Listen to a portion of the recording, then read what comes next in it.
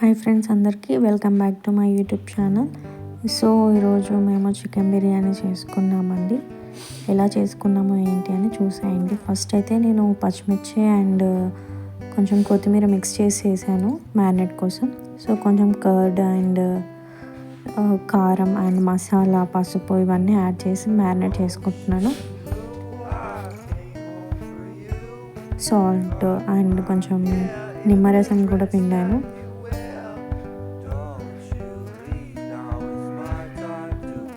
అలా మ్యారినేట్ చేసుకోవాలి, ముక్కలకి పట్టేటట్టు బాగా మ్యారినేట్ చేసుకోండి. అప్పుడే మనకి ముక్క అనేది బాగా ఉడుకుతుంది, వాటికి స్పైసెస్ అన్నీ పట్టి.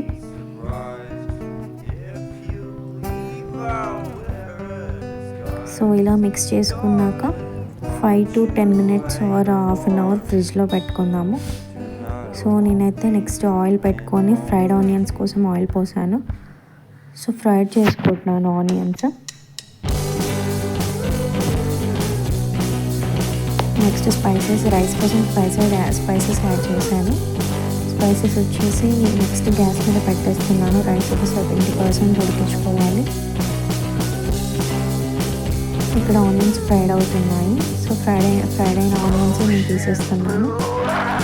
సో ఇందులోకి నేను స్పైసెస్ యాడ్ చేశాను. కొంచెం ఆయిల్ ఉంది కదా, మిగతా కొంచెం ఆయిల్ యాడ్ చేసుకొని చికెన్ గ్రేవీ కోసం టొమాటో మిక్సీ పట్టాను కదా, అది కూడా వేసేసుకున్నాం. బాగా మిక్స్ చేసుకొని ఆయిల్ తేలేంత వరకు కలుపుకొని సో చికెన్ యాడ్ చేసుకున్నాము.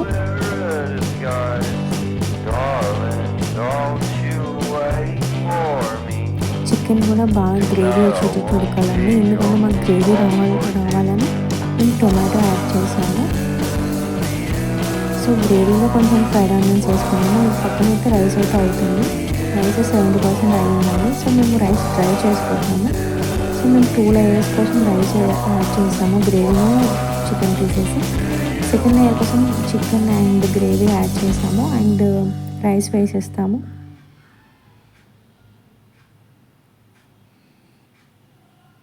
అండ్ సెకండ్ లేయర్ యాడ్ చేస్తున్నాము. సెకండ్ లేయర్ కూడా కంప్లీట్ అయింది. ఫుడ్ కలర్ వేసుకున్నాను.